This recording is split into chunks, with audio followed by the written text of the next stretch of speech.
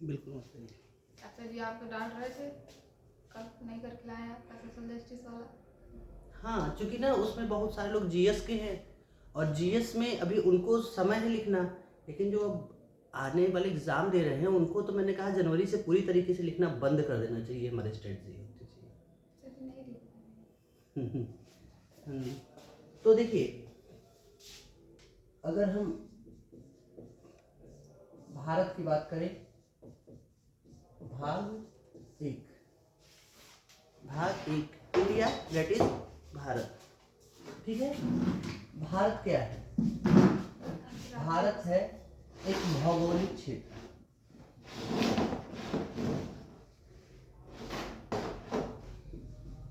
Geographical region है, ठीक है।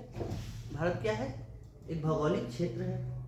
जब भौगोलिक क्षेत्र है, देखिए यहाँ पे दो चीजें आपको समझनी पड़ेंगी। एक तो भारत का राज्य क्षेत्र, एक तो भारत का राज्य क्षेत्र,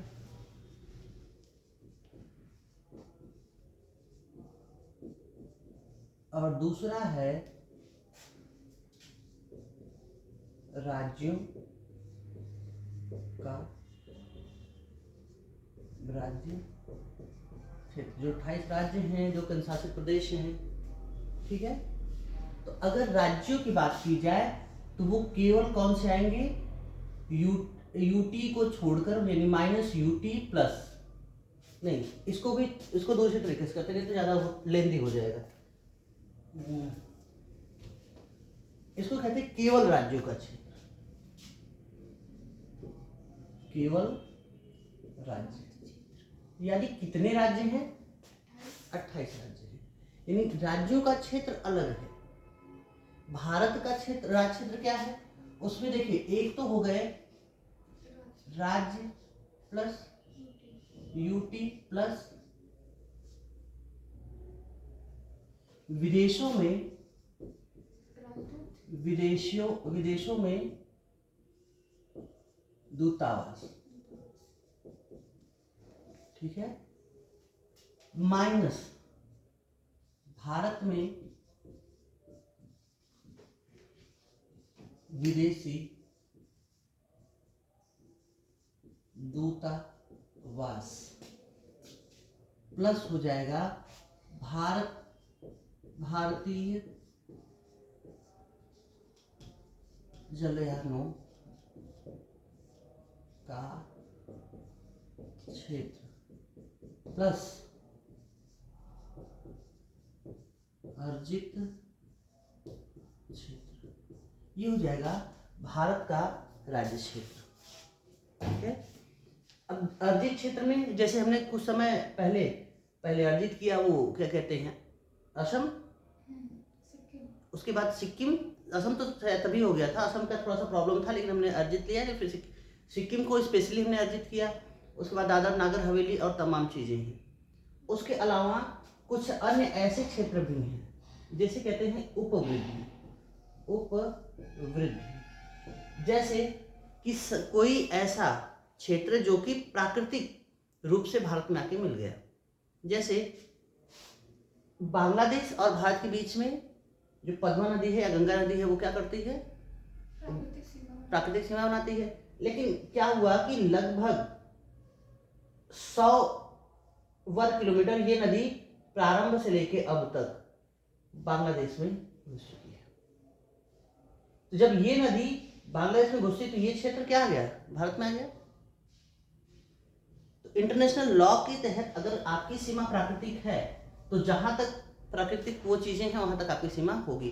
तो कहीं बांग्लादेश से इससे विवाद होते रहते हैं। इसी को लेकर बेरुवारी केस आया था। हाँ, बेरुवारी केस आया था। उसके बाद में बेरुवारी केस तो पाकिस्तान को लेके था। उधर बेरुवारी एक क्षेत्र था जिसको देना था पाकिस्तान को। तो प्रश्न ये आया था, भारत देने वाला था पाकिस्तान को, ठीक है। तो प्रश्न ये आया कि क्या आर्टिकल 2 या 3 के तहत भारतीय संसद को यह अधिकार है कि वो भारतीय राज्य क्षेत्र को किसी और को दे सकती है, ठीक है।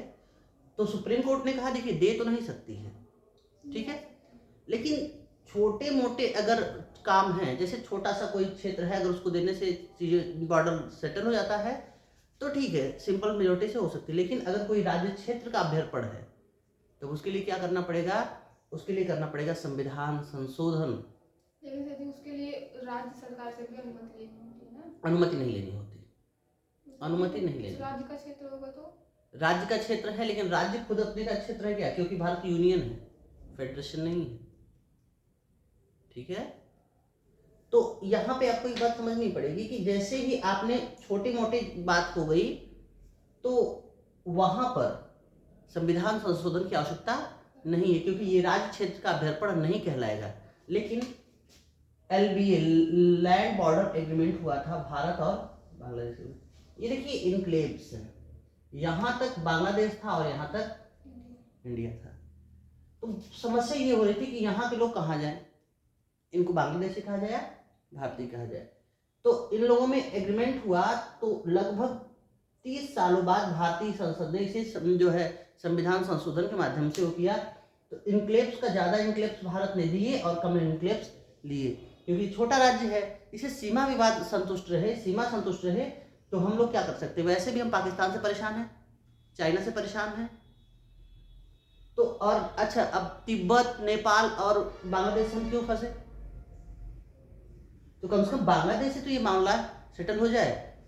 अब काला पानी वाला क्षेत्र नेपाल कहता है हमारा है, तो हम अपने जो छोटे छोटे, क्योंकि यहाँ पे बिग ब्रदर फोबिया था।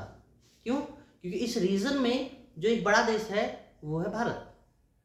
तो इन देशों को लगता है जो छोटे छोटे देश हैं, जैसे म्यांमार हो गया, बांग्लादेश हो गया, नेपाल हो गया, भारत बड़े भाई की भूमिका निभा रहा है।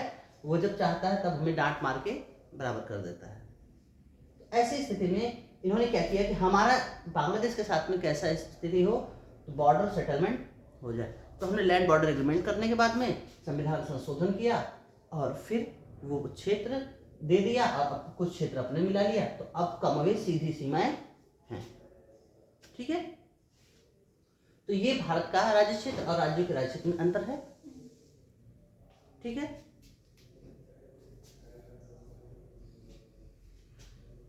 यानी भारत का राज्य क्षेत्र में एक चीज आपको समझ में आ गई, जहां तक भारतीय संप्रभुता का विस्तार है। ठीक है, अब भारतीय संप्रभुता का विस्तार कहां तक होगा? जहां तक भारत का झंडा होगा। ठीक, अब जैसे अभी हमने गंगोत्री, एक हमारा उत्तरी ध्रुव पर वो है क्या कहते हैं उसको, रिसर्च लैब है। ठीक है, तो हमने जितना दूर वहां पे वो कर दिया, डिमार्केशन कर दिया, वो हमारा राज्य क्षेत्र हो गया।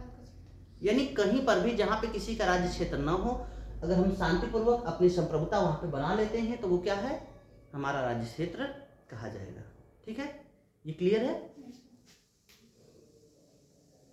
अब देखिए अर्जी क्षेत्र में गोवा, पुदुचेरी, सिक्किम। सिक्किम में कौन सा जो है राजवंश था? गुडियाल। ठीक है, और उन्होंने क्या किया? इन्होंने भारत में सबसे पहले कहा कि हमें भारत में विलय करना है। तो भारत ने कहा देख लो, पहले टेस्ट ड्राइव ले लो। ठीक है, जो है टेस्ट ड्राइव लेने के बाद में तो कहा ठीक है, कैसे दोगे? उन्होंने कहा कि हम आपको प्रोटेक्टरेट स्टेटस देते हैं, संरक्षित तो राज्य, मतलब हम आप जो है ना मेरे अंडर ही रहेंगे, हम आपके बाउंड्री का सेफ्टी करेंगे, जैसे हम भूटान के साथ करते हैं। ठीक है, अभी बाउंड्री वो करेंगे, विदेशों से विदेशी संबंधों को हम आपको चलाने की कोशिश करेंगे, आप हमें देख लो और हम आपको देख ले कि कोई अलग देश बना रहेगा। हाँ, वो अलग देश बना रहेगा। शुरू में जब प्रोटेक्टरेट स्टेटस होगा तो वो अलग देश बना रहेगा। कुछ समय तक हमने नेपाल को दिया, नेपाल से वापस ले लिया, लेकिन अभी भूटान के पास में हमारा वो दर्जा है प्रोटेक्टरेट स्टेटस का। तो उसके बाद में मतलब उसके विदेशी मामले भारत देखता है। विदेशी मामले कमोवेश, बहुत सारे नहीं लेकिन कमोवेश देखता है, गाइड करता है। ठीक है, और जैसे इन्होंने कहा कि हम आपको संरक्षण देंगे, अगर कोई विदेशी आप पे अतिक्रमण करेगा, आक्रमण करेगा तो हम आपको क्या करेंगे? सेफ्टी देंगे। संरक्षण मतलब ये इससे संप्रभुता नहीं प्रभावित होती। संप्रभुता भाई सिक्किम कहाँ की आप कह रही हैं? भूटान की कह रही हैं या फिर भूटान की? देखिए बात ये होती है कि संप्रभुता रहेगी तब तो प्रभावित होगी। अगर भारत डोकलाम न जाता तो चाइना घुस जाता ही नहीं। तो ऐसे जो छोटे राज्य हैं जो बड़े राज्यों को वो करते हैं, तो हम वो ठीक है, प्रोटेक्टेड स्टेटस ले लेते हैं, तमाम चीज़ें हैं, ऐसे एग्रीमेंट करते हैं जिससे उनकी जो है संप्रभुता को खतरा न महसूस हो। ठीक है, तो आज जो है भूटान एक स्वतंत्र देश बना हुआ है ना, हमने उसके डोकलाम में जब चाइना ने वो किया तो हम जाके वहां पे भिड़े ना, आज भी हमारे बीएसएफ वहां पे है। चीन को काउंटर करने के लिए कर रहा है ना भारत। तो चीन को काउंटर करने के लिए कर रहा है, चीन को तो अपने लैंड में काउंटर करने के लिए कर रहा है ना, लेकिन वहां पे भूटान के लैंड में काउंटर कर रहा है। अगर भारत नहीं उसको संरक्षण देगा तो चीन देगा। चीन देगा या चीन विलय कर लेगा, हाँ। तिब्बत का अलग काम कर लेगा, तो वो प्रॉब्लम हो जाएगी विदेशी नीति को ध्यान में रखते हुए। हाँ, अब देखिए उसको भूटान, अब इधर जो है पूरा आपको मिल जाएगा, भूटान से आप एक चाइना के बड़े क्षेत्र पर वो कर सकते हो, बॉर्डर से। ठीक है, बड़े क्षेत्र, क्योंकि भूटान एक ऊंचा क्षेत्र है और भूटान से जो चाइना है वो नीचे क्षेत्र है, और जब भी पहाड़ों की लड़ाइयाँ होती हैं वहाँ पे ऊंचा वाला क्षेत्र ज़्यादा जो वो करता है, मैटर रखता है। ठीक है, आप सोचिए ऊंचाई पर से एक कंकड़ मारो तो गोली की रफ्तार से आके लगता है, आप नीचे से कैसे भी चढ़ रहे हो, अगर आप एलोकेट हो गए, आपको देख लिया गया, तो आपको आराम से मारा जा सकता है, जैसे हमारे साथ हुआ कारगिल में, वही चीज़। इसीलिए हम अपने कारगिल, लेह, लद्दाख इतना ऊंचा ऊंचा जो है जगह है, लेकिन हम उसको छोड़ते नहीं ठंडी में भी, क्योंकि एक बार हम भोग चुके हैं। ठीक है, उसके बाद में हमने 35वां संविधान संशोधन किया, ठीक, तो उसको कहा कि सह राज्य का दर्जा दे दिया, और सह राज्य का दर्जा दे दिया। 1974 में कहा गया कि हम आपके लिए एक और सूची बनाते हैं, सूची 2 का ए। अनुसूची 2 में क्या है, राज्यों की लिस्ट है, हाँ, राज्यों की लिस्ट है, तो हमने कहा कि 2 का ए बना देते हैं आपके लिए, हाँ, ए बना देते हैं। और उसके बाद में हम आपको एक काम करते हैं कि आपको 1 साल का समय देते हैं, आप में देख लो। उसके बाद में हमने 36वां संविधान संशोधन किया, 1 साल बाद 75 में उन्हें पूर्ण राज्य का दर्जा दे दिया। इस तरह जब सिक्किम भारत का राज्य बना था उस समय वो भारत का 22वां राज्य था। ठीक है,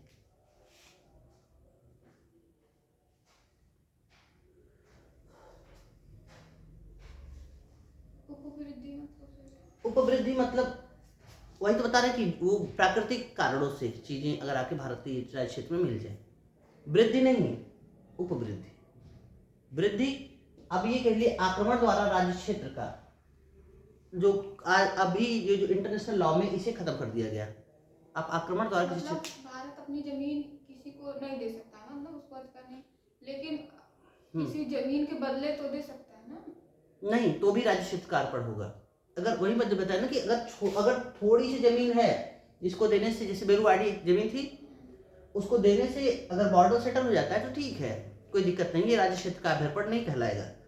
लेकिन अगर ज्यादा जमीन है तो उसके लिए संविधान संशोधन करना पड़ेगा। तो बात यह है कि आप कितना कर रहे हो, इसलिए क्योंकि बेरुवाड़ी देने के लिए संविधान संशोधन करने की जरूरत नहीं पड़ी, लेकिन लैंड बॉर्डर एग्रीमेंट के लिए संविधान संशोधन की जरूरत पड़ी। और उसके लिए एक नया आर्टिकल जोड़ा गया 371 का एफ। ठीक है, कहा गया कि यहाँ के राज्य विधानसभा में न्यूनतम 30 सदस्य होने चाहिए। ठीक है, 32 सदस्य। अब देखेंगे कि अन्य जगह के कार्यालय जो है, ये सिक्किम क्या है, अपवाद है, न्यूनतम, हाँ अपवाद है ना सिक्किम, हाँ, वहाँ पे कितनी संख्या है, 32, न्यूनतम 30 होनी चाहिए, न्यूनतम 30 होनी चाहिए। राज्यपाल को विशेषाधिकार दे दिया गया कि राज्यपाल यहाँ पे शांति और सुरक्षा बनाने के लिए और काम कर सकता है। उसके साथ ही उसको आरबीआई बैंकिंग का काम वो नहीं करती, आरबीआई बैंकिंग काम नहीं करती सिक्किम की। आपको बताया था ना वहाँ पे जब हम इकोनॉमिक्स पढ़ रहे थे तो उन्होंने कहा था कि सिक्किम को छोड़कर, ठीक है, तो सिक्किम को कौन देता है, एसबीआई देती है, एसबीआई देती है। ठीक है, अब अभी तक तो बात चल रही है कि वहां पर भी विधानसभा में 40 सदस्य कर दिए जाए, लेकिन अभी इसको वो नहीं किया गया है। रिसेंट में 2022 में भी, क्यों 20 के बाद से ही चीजें स्थिर हो गई, 20 के बाद से ही सरकारों का वो जो है क्या कहते हैं, एक मोड चेंज हो गया काम करने का। अब वो वैसे काम नहीं कर रहे हैं अभी सारा फोकस्ड है कि हम अपने आप को कोरोना से निकालें और कोरोना से हुई समस्याओं को दूर करने के लिए वो करें। रघुराम राजन जो अक्सर ये पॉलिसीज हैं उसका क्रिटिसिज्म करते हैं, उनका एक अभी रिसेंट में एक बयान आया था कि निर्मला सीतारमण एक बहुत बड़ा काम कर रही हैं, लेकिन बहुत धीरे धीरे बहुत संभल के कर रही हैं। सिंपल सी बात है कि पूरी दुनिया की ये स्थिति है, आज केवल भारत की स्थिति नहीं है, पूरी दुनिया एक ऐसी स्थिति से गुजर रही है, एक ऐसा दौर से गुजर रही है कि उनमें समझ में नहीं आ रहा है कि क्या किया जाए और क्या न किया जाए। ठीक है, तो आर्टिकल 1 हो गया। आर्टिकल 2 हो गया कि अगर कोई राज्य है जो भारत में प्रवेश होना चाहता है, उसे संसद प्रवेश करा सकती है। ठीक है, जैसा कि सिक्किम के साथ किया गया, जैसा कि ये में क्या कहते हैं, दादर नागर हवेली के साथ, दमन एंड दीव के साथ में, अंडमान निकोबार द्वीप समूह के साथ में, गोवा के साथ में, इन सब के साथ में हमने किया। लेकिन असम तो पहले से ही भारत में था ना, उसको बस राज्य के रूप में विभाजित किए हैं। असम क्षेत्र में था, लेकिन असम में ना बहुत सारी चीजें, असम अगर हम पढ़ेंगे ना, स्पेशली असम जब पढ़ेंगे कब, जब नागरिकता आएगी तब, क्योंकि असम में एनआरसी वाली बात को लेके बहुत सारी चीजें चल रही हैं। अभी रिसेंट में बीबीसी पे एक वो था कि असम के 2-3 लोग थे जो भारतीय थे, उन्हें अपने आप को भारतीय साबित करने के लिए बहुत सारा लड़ाई लड़नी पड़ी थी। असम एक स्पेशल स्थिति हो गई है। ठीक है, तो आर्टिकल 2 हो गया। आर्टिकल 3 तो नए राज्यों का प्रवेश, मतलब सॉरी, राज्यों के नाम क्षेत्र सीमा में परिवर्तन।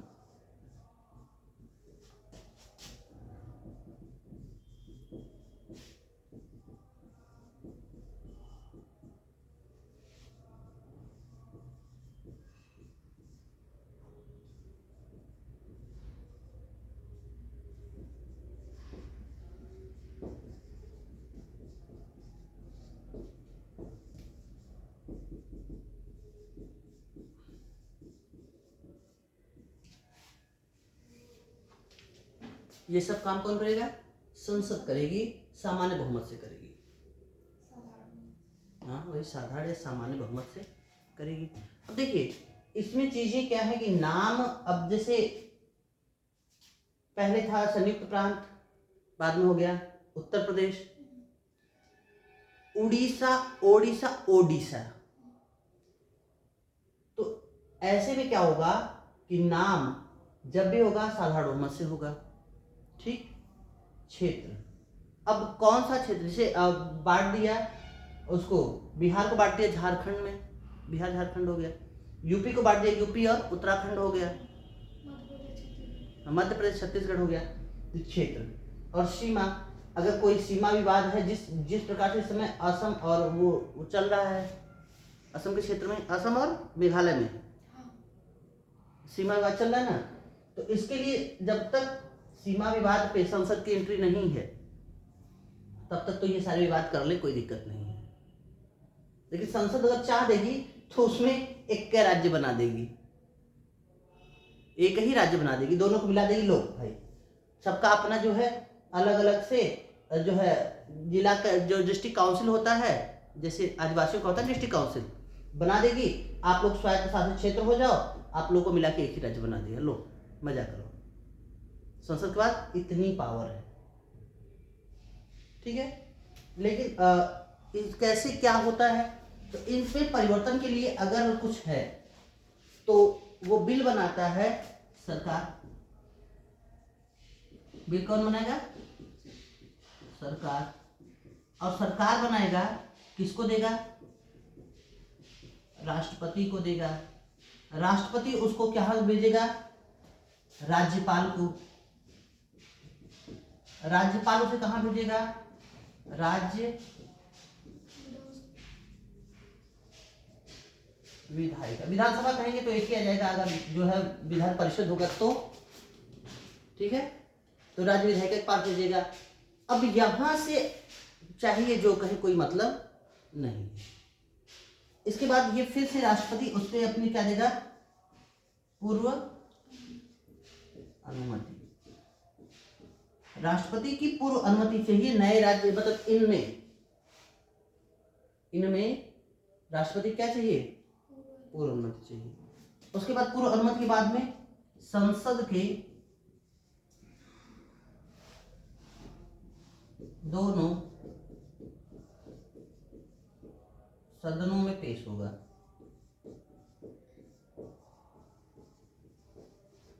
संसद के दोनों सदनों में पेश होगा, और पेश होगा तो साधारण बहुमत से पास होगा।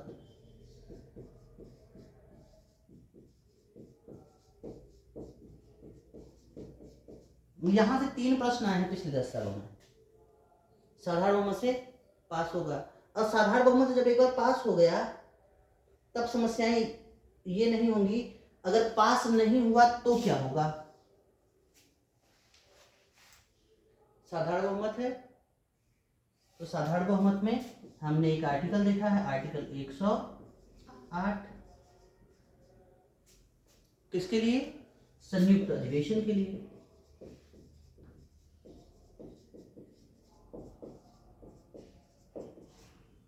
जब बिल पास हो गया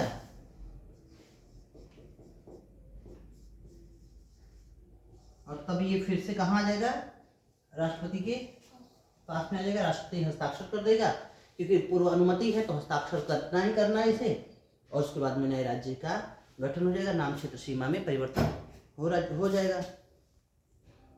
ठीक है,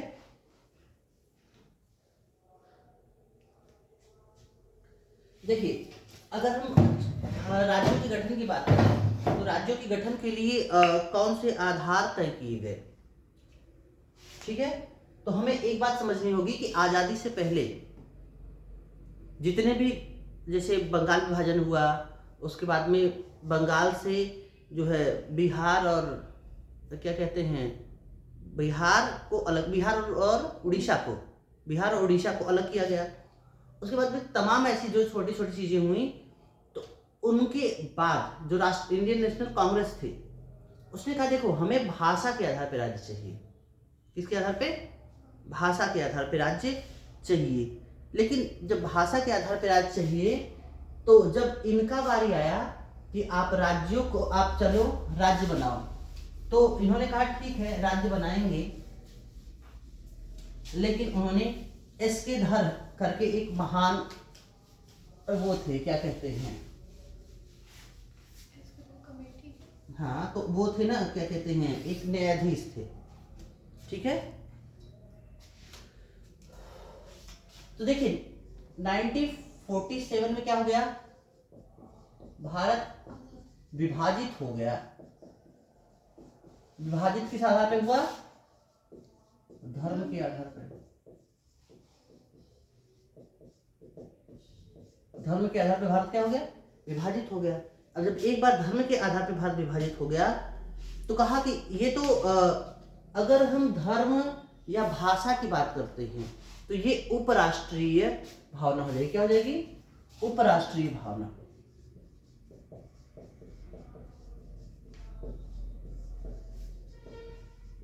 वही कहते हैं जब तक अपने पे नहीं आती है लोग दूसरे को बहुत ज्यादा बताते हैं। जब ये आए तो उन्होंने कहा ठीक है हमें समझ नहीं आ रहा है, तो एस.के. धर की अध्यक्षता में एक आयोग बनाया जिसका हम नाम कहते हैं धर आयोग। धर आयोग ने कहा देखिए भाषा के आधार पर राज्यों का गठन नहीं हो सकता।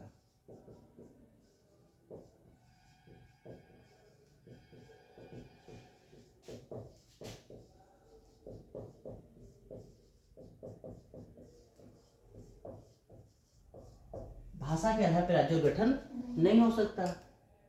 तो कहा क्या चाहिए, राज्यों का गठन प्रशासनिक आधार पर किया जाए।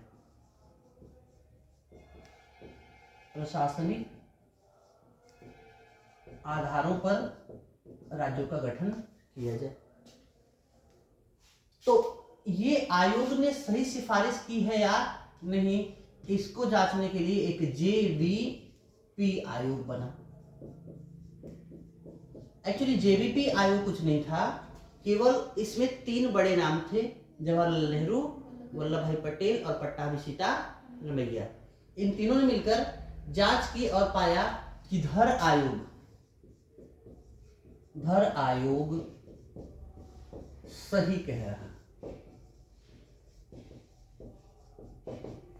धर आयोग सही कह रहा है। ठीक है, अब धर आयोग सही कह रहा है, इसका मतलब ये है कि अब राज्यों का पुनर्गठन कैसे किया जाए।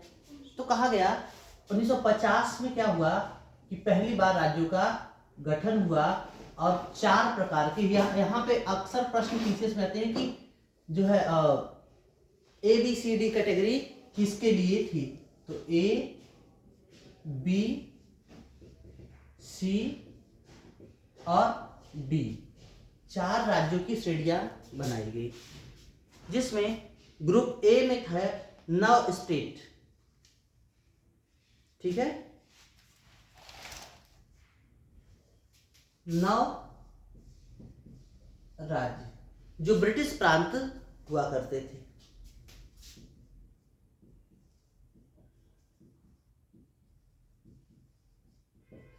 अब सिंपल सी बात है कि ब्रिटिश के समय में कौन कौन से प्रांत थे, संयुक्त प्रांत था। ठीक है, उसके बाद में बंगाल था, बिहार था, उड़ीसा था।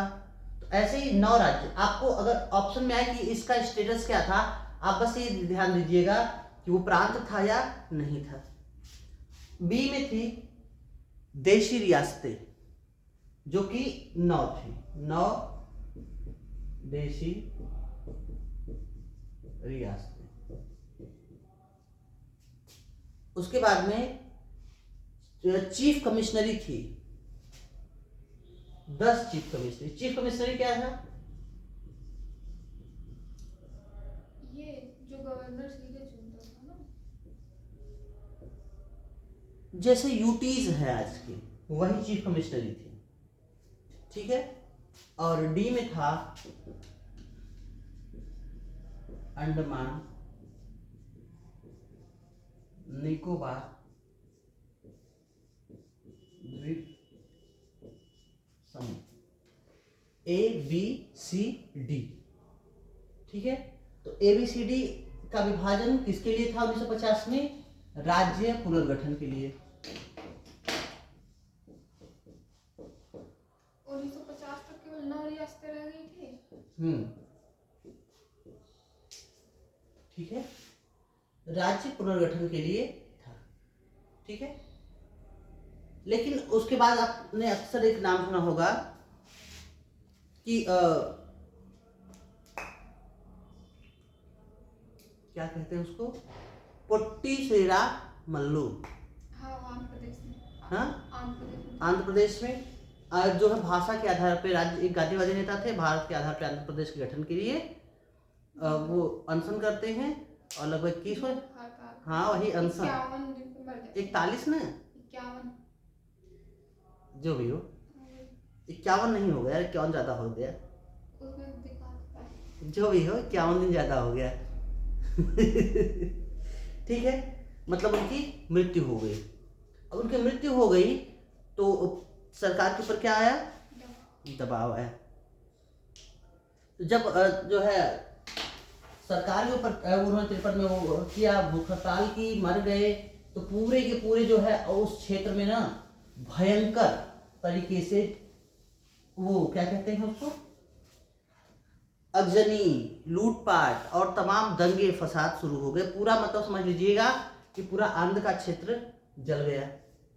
और जब आंध्र का क्षेत्र जला तो ऐसे में एक बात समझ में आई कि देखिए कुछ तो करना पड़ेगा। तो 54 में आखिर में बना दिया गया आंध्र प्रदेश। तो भाषा के आधार पर गठित होना, समझिए क्या हम कह रहे हैं।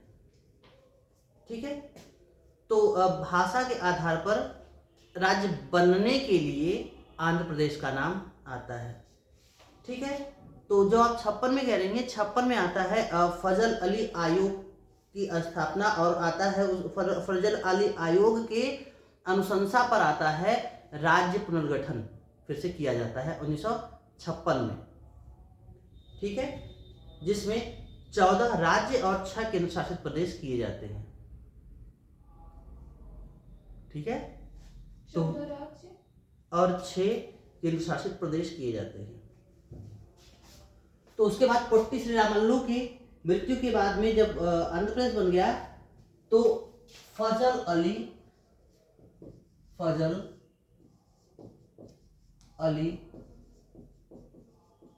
आयोग, इस आयोग का क्या किया गया, गठन किया गया। और जब इस आयोग का गठन किया गया तो इसने कहा देखिए राज्य के पुनर्गठन में एकता व अखंडता को सबसे ऊपर रखा जाए। एकता और अखंडता, साथ ही साथ में सुरक्षा एक प्राथमिक जिम्मेदारी होनी चाहिए। और उसके बाद में एक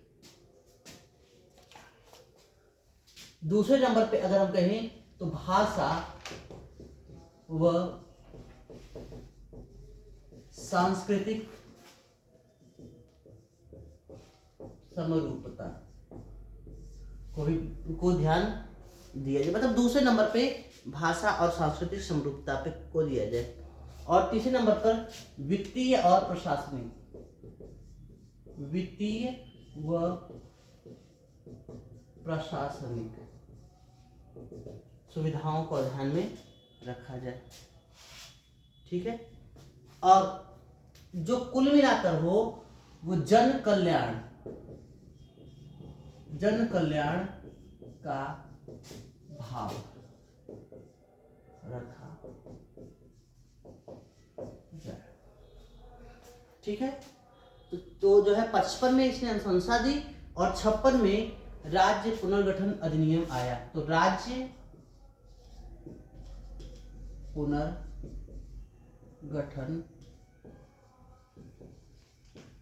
इसको हमने जीएस की क्लास में बेहतर तरीके से वो किया हुआ है, लिखवाया हुआ है।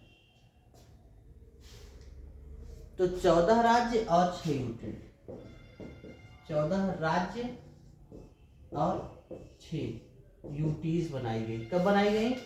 1965, ठीक है। अब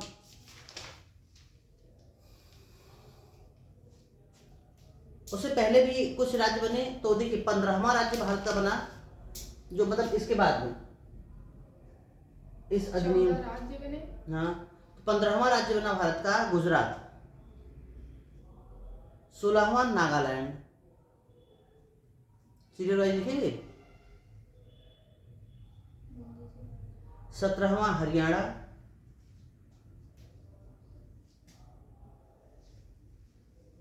18वां हिमाचल,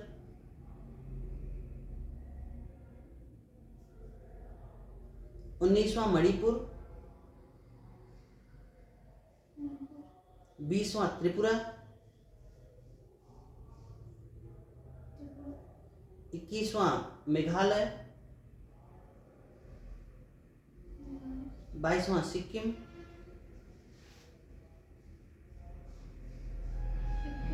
23वां मिजोरम,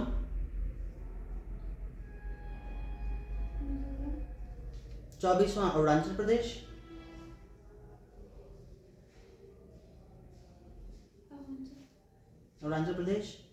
25वां गोवा,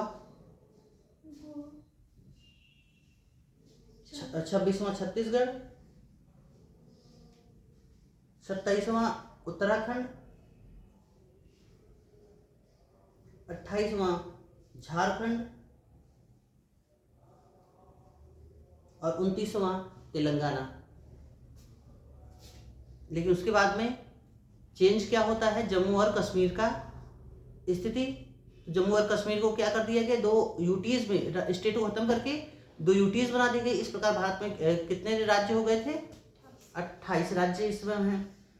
और उसके बाद में, और जब 2 यूटी बन गए तो 7 2 9, लेकिन दादर और नागर हवेली और दमन एंड दीप को 1 कर दिया गया। तो इस हिसाब से 28 और 8, ठीक है। ये वर्तमान में राज्यों की स्थिति है, ठीक है। तो यहां से आपको समझ में आया कि कैसे जो है राज्यों का पुनर्गठन एक लंबी स्थिति में चलता है। तो ये हो गया राज्यों का पुनर्गठन, और 3 जो महत्वपूर्ण आयोग थे वो भी आपने समझ लिए। ठीक है, लेकिन देखिए, अब देखिए दार्जिलिंग का मुद्दा हम वो उठाते हैं कि दार्जिलिंग का मुद्दा इस समय लगातार तरीके से आगे आ रहा है। दार्जिलिंग, देखिए दार्जिलिंग क्या है? पश्चिम बंगाल का क्षेत्र। हाँ, जहाँ पे नेपाली लोग रहते, नेपाल भाषा, मतलब नेपाली नहीं, नेपाली भाषा बोलने वाले लोग रहते हैं। ठीक है, और इनकी लड़ाई जो है वो है गोरखालैंड आंदोलन के नाम से हम जानते हैं। ठीक है, देखिए इनको कहा, इन्होंने कहा क्या है, गोरखा नेशनल लिबरेशन फ्रंट, ठीक है, बनाया, और बाद में इनकी बातों को सुनकर दार्जिलिंग गोरखा हिल काउंसिल बनाया गया 1988 में। ठीक है, अब उसमें कहा गया, देखिए कुछ तो हमने उनको क्षेत्र को छठी अनुसूची में दे दिया 1988 में। हाँ, 2005 में इनकी बहुत लंबी लड़ाई है, मैं उतना अंदर जाना नहीं चाहता, बहुत लंबी लड़ाई है केंद्र के साथ में। तो अंत में 2005 में इन्होंने कहा कि आपकी प्रॉब्लम का सलूशन हम छठी अनुसूची के तहत दे देंगे। ठीक है, छठी अनुसूची के तहत जो है समस्या का समाधान का मतलब क्या होता है, हम आपको विशेष स्थितियों के राज्य में डाल देंगे। ठीक है, तो छठी अनुसूची में कौन से राज्य हैं? असम, मेघालय, त्रिपुरा, मिजोरम, 4 राज्य हैं, असम, मेघालय, त्रिपुरा, मिजोरम। कहा गया कि यहाँ पे स्वायत्त जिला परिषद होगी आपके यहाँ भी, जिसमें 30 सदस्य होंगे, जिसमें 26 निर्वाचित होंगे और 4 क्या होंगे? मनोनीत होंगे। ठीक है, और जो यहाँ पे विधान परिषद की शक्ति है और जो यहाँ पे न्यायिक शक्ति है वो आपकी स्थानीय परंपरा के अनुसार चलेगी। ठीक है, यानी क्या हुआ कि जनजाति अपने कानून के अनुसार क्या करेंगे, जो यहाँ के विधान होगा उनके कानून कभी बाहर नहीं जाएगा, जो यहाँ का न्याय होगा वो वहाँ के कानून के अनुसार ही होगा, क्योंकि आदिवासियों को बाहरी चीजें पसंद नहीं। उसके बाद कहा गया राज्यपाल द्वारा इस क्षेत्र को स्वायत्त घोषित किया जा सकता है, और स्वायत्तता कितनी होगी ये केंद्र बताएगा। जब एक बार कोई क्षेत्र राज्यपाल द्वारा स्वायत्त घोषित कर दिया गया तो वो केंद्र के अंडर में आ जाता है। ठीक है, लेकिन यदि ये जो गोरखा है ये तो बांग्लादेश से आए हुए हैं ना? आए हुए हैं, गोरखा नहीं आए हैं, गोरखा थोड़ी है, बांग्लादेशी वो अलग हैं। ठीक है, जनजाति भारत की जनजाति है। कौन सी? गोरखा। गोरखा मुख्य तौर पे नेपाल की जनजाति है।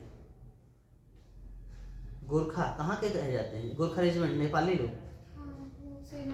हाँ, तो मुख्य तौर पे तो वो कहाँ के हैं? नेपाल के। तो ये सब कैसे? नेपाली भाषी लोग हैं।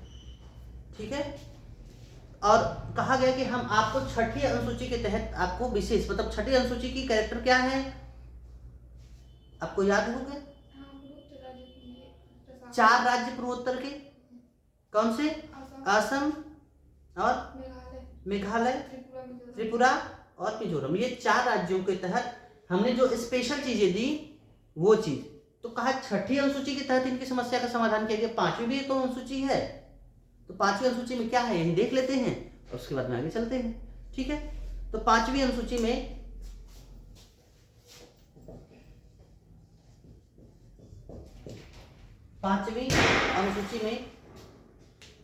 तो यहां पे जो छठी अनुसूची है वो कौन घोषित करता है? राज्यपाल। लेकिन 5वीं अनुसूची का राष्ट्रपति घोषित करता है। ठीक है, दोनों में अंतर है, यहाँ पे राज्यपाल घोषित करेगा और यहाँ पे राष्ट्रपति घोषित करेगा। और इन्होंने कहा कि जनजातीय सलाहकारी परिषद बनाई जाएगी, जनजातीय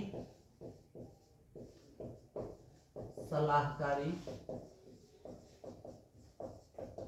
परिषद बनाई जाएगी। और उसका काम क्या होगा कि इस क्षेत्र के लिए राज्यपाल को सलाह देना।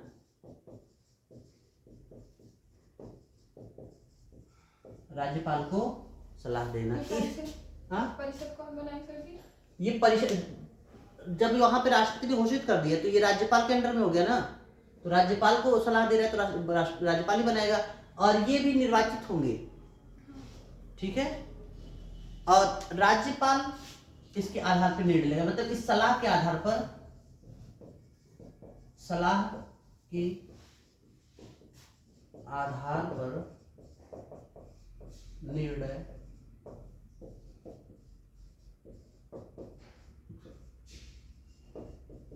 यहाँ पे राज्यपाल और राष्ट्रपति को इतनी शक्तियां क्यों दी जा रही हैं? राष्ट्रपति को यहाँ पे राज्यपाल को, यहाँ पे राष्ट्रपति को इतनी शक्तियां क्यों दी जा रही हैं? यहाँ पे भी तो राज्यपाल को भी दे दिया गया निर्णय लेने की शक्ति, क्योंकि संसद में इनके प्रतिनिधित्व तो कम है ना।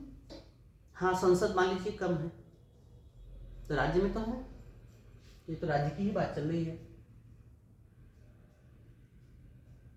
देखिए एक चीज है कि तमाम छोटी छोटी जनजातियां हैं और इन जनजातियों पर बड़ी समस्याएं हैं। क्यों? अगर एक जनजाति बहुमत में आ गई तो दूसरी जनजाति को क्रश कर देगी। जाति और जनजाति में यही अंतर है, जातियों में असिमिलेशन पाया जाता है, जनजातियों में नहीं पाया जाता है।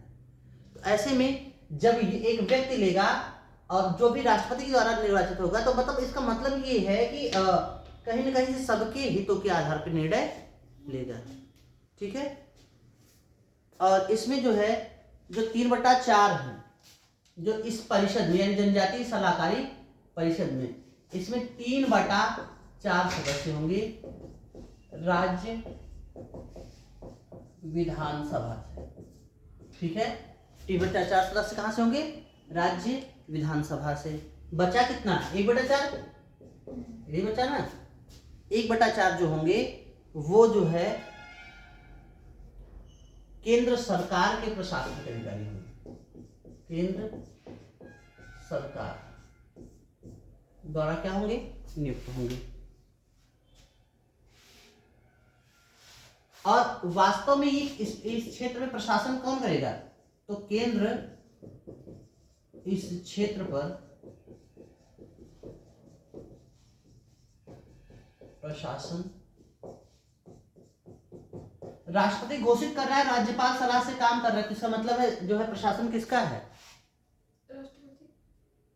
राष्ट्रपति का मतलब केंद्र का।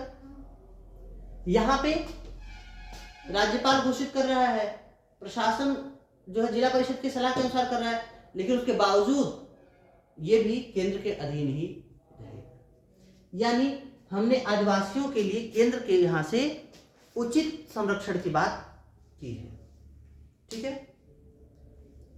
तो 2011 में गोरखालैंड क्या कहते हैं,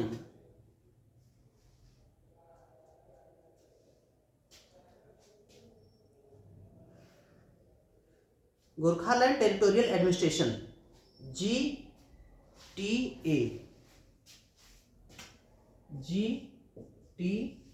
गोरखालैंड टेरिटोरियल एडमिनिस्ट्रेशन 2011 में बनाया गया, ठीक है। ये है सेमी ऑटोनोमस बॉडी यानी अर्ध स्वायत्त संस्था है। ये क्या काम करती है कि उस क्षेत्र में जो गोरखालैंड वाले क्षेत्र हैं वहां पे क्या करती है? एडमिनिस्ट्रेशन की बात करती है, जो कि किसकी स्थिति में होता है? गोरखालैंड कहाँ पे है? दार्जिलिंग वाला क्षेत्र है। उसी क्षेत्र में जो जिला परिषद है उसके साथ मिलकर काम करती है और ये गोरखाओं के हित के लिए काम करती है, ठीक है। ऐसी स्थिति में